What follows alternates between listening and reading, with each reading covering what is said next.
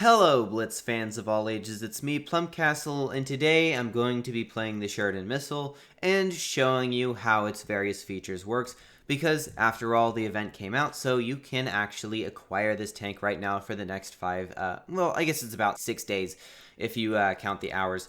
Now, someone did comment and they asked for gameplay of the tank, and I figured I haven't really done this in a long while, if ever, so I will be going ahead and playing in the tank, and wow, we've actually loaded into a game already. Now, if you're grinding for this tank, it should be noted that you can only play it in fun mode. So if you're grinding for this to have a fun raiding tank or random battles, unfortunately that is not going to work. It is only fun modes, and in this case we're playing burning games.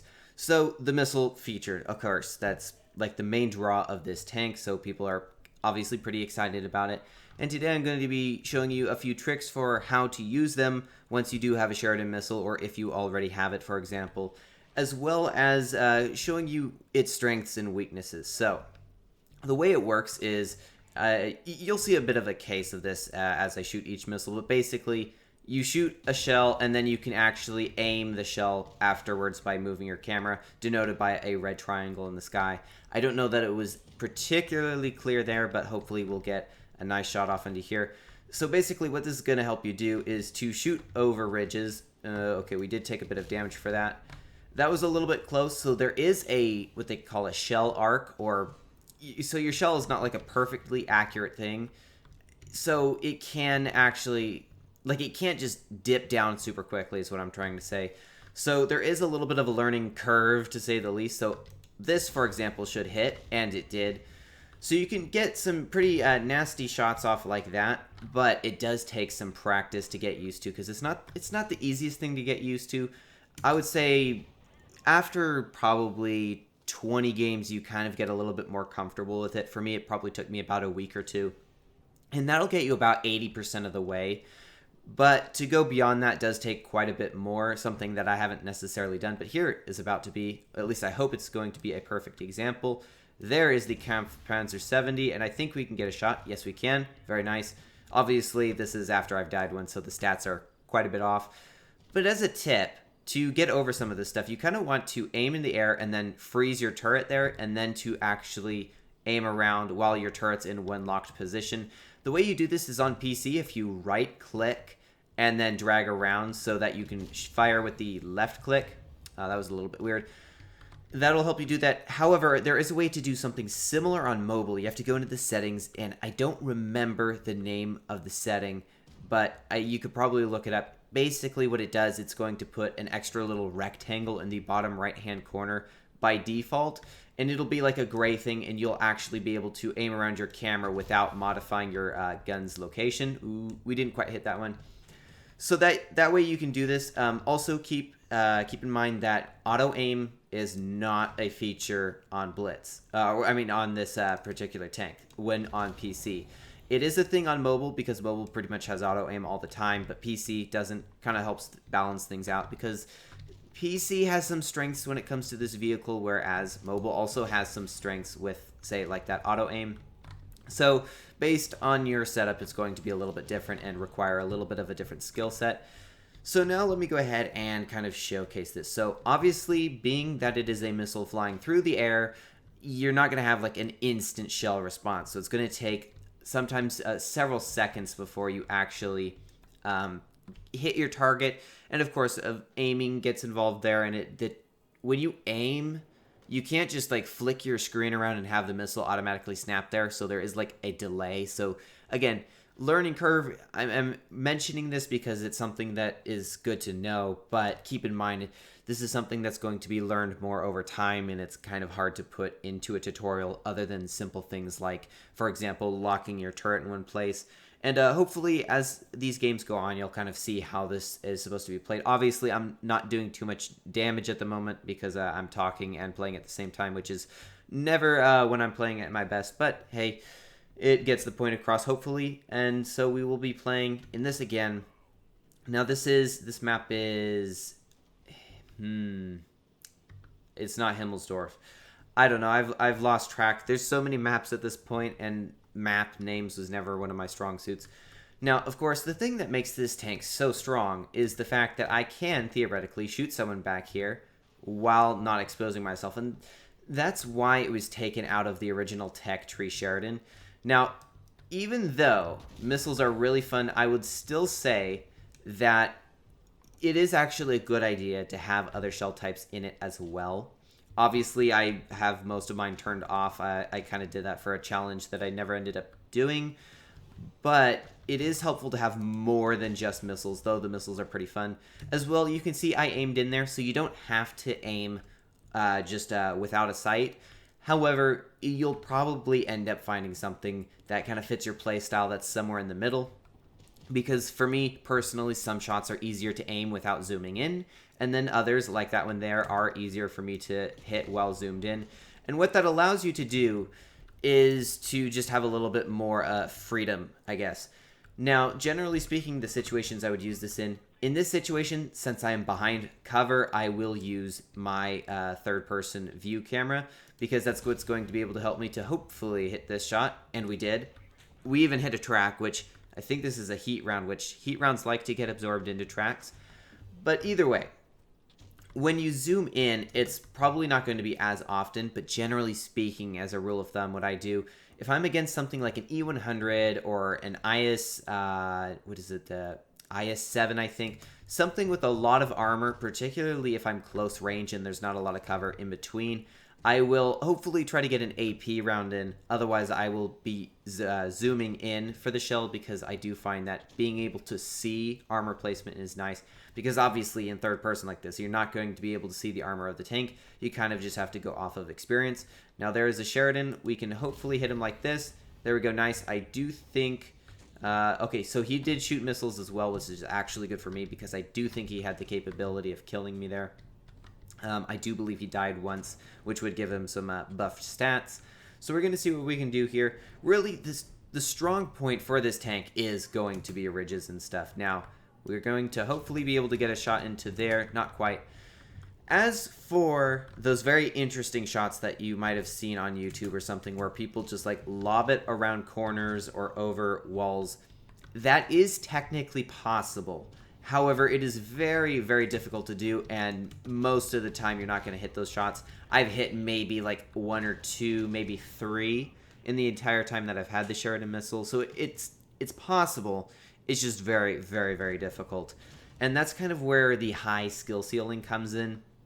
So obviously there's some luck to that. There's a lot of luck, but after a while you can you can make it slightly less 100% luck-based and make it more like maybe 70% luck-based or something, where you can actually like sometimes hit shells over walls, but that does take a lot of time and practice to be able to do that. And considering this is a tank that you can only play in fun modes, you may or may not actually like have the time to dedicate to that, and it may or may not even be worth it. Again, considering this fun modes. But as you can see here, I'm utilizing both zooming in and zooming out to actually hit these shells around corners, because you can do that. So let's see here. Let's try to get a kill shot onto this other Sheridan here, because that would be kind of nice to get him out of the way. There we go. He is now dead. I believe that was his last life. Now we do, obviously I don't think we're going to win here. I wasn't able to really focus 100% on the game itself, but that's okay. Let's aim up a little bit and try to get a shot into this OBJ. A little bit of lag there. We technically hit him. Didn't do damage though, so that is one of the downsides of heat rounds. They've never really been my favorite. Right here probably would have been better to have a standard round.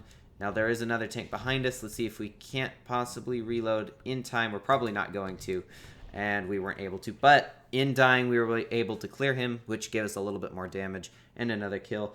And for this next match, I'm actually going to re-enable my other shell types to kind of demonstrate what a more balanced game in this tank looks like, because obviously I was only shooting missiles, which isn't terribly realistic. So generally speaking, what I'll do is, since missiles are kind of fun, I'll probably stick these around 16 or so, maybe do like 18 for standard rounds and then 6 HE, maybe make them even and then do 8 HE, because this tank, because of its alpha, can actually do some decent HE damage, which is of course pretty cool. Now, another thing that I have not mentioned yet, and we'll see this in a second, when firing a missile, you can't actually shoot it forever. It will actually run out of energy, and that is denoted by one of the rings, which I will show in just a second as soon as we load into this game. Now, this is Himmelsdorf, funny enough. So let me switch to the missiles. So on the top bar, you'll see like two like semicircles that are green. The top one's just green all the time, I think, and then the bottom will actually change color based on how much energy is left in the shell. And we're going to shoot a missile as soon as we have an opportunity to hopefully showcase this. Generally speaking, Himmelsdorf is a pretty funny one because you can actually hit the tops of people's roofs here because obviously we're behind cover, we've got a missile, and it's pretty funny. Okay, let's see. Nobody is spotted yet. Now there's the WZ. My anticipation is I'm probably going to run into like 2 or 3 tanks when I'm least expecting it. Then again, if I'm expecting it, that's not really unexpected, I suppose. Either way, it looks like we've got some tanks over that way, and hopefully we can demonstrate with this shell. So there you can see, there you go. You can see the top there stay green until I hit the shell, and the top will become your reload. But on the bottom there, as the shell went on, it actually lost its energy. And eventually, if you don't hit anything, it will just blow up, and then you'll start reloading again. That way you don't accidentally shoot a missile on forever, and then you can't ever get it back. So now there is 2 Sheridans over here. Very nice. This is a case where you definitely want to go with the standard round. I know, not as fun as a missile, but it is. There's a reason that that shell type is there because it is, generally speaking, the more effective of the 2. So that Conway's back there. He's probably going to peek out. I'm going to try to back up in time. Barely managed to do so, but very nice that we did. Sheridan is over there. I don't know if any of them have died yet, so I do need to be careful. I know that Conway has because I damaged him earlier, and then he got back into his spawn. 770. Is that a max roll? I'm wondering if maybe the stats are always altered in this game mode. And it should be noted, I don't know if I said this already, but the Sheridan Missile can only be played in fun mode, so this is not going to be like a great rating tank or a great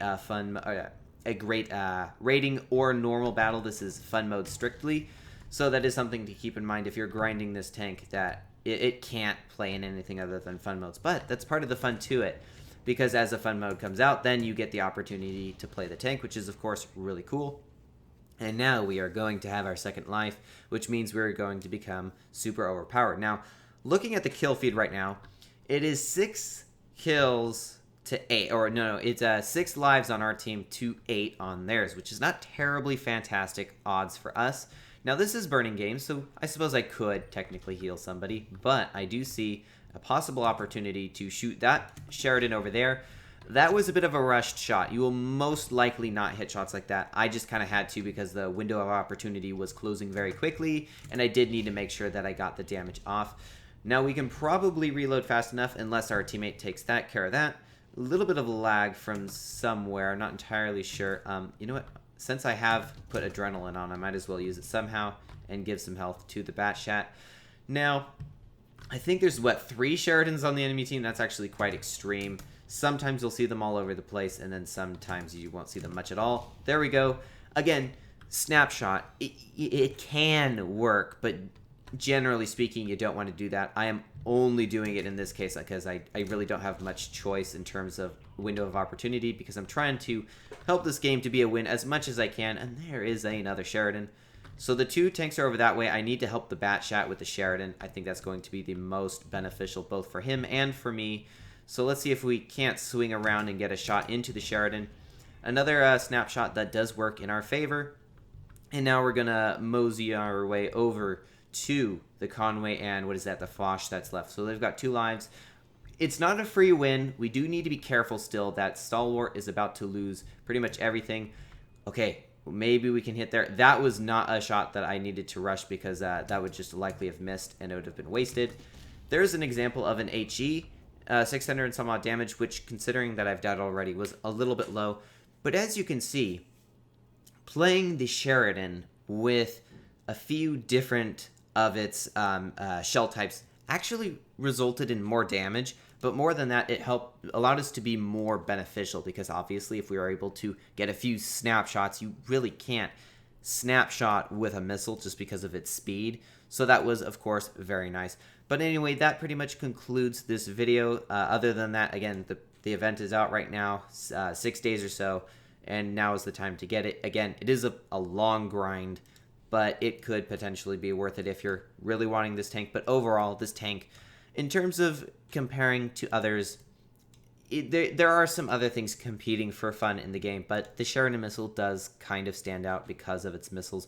But anyway, that concludes the video, and so with that, I hope y'all enjoyed, and as always, have fun, good luck, and happy tanking.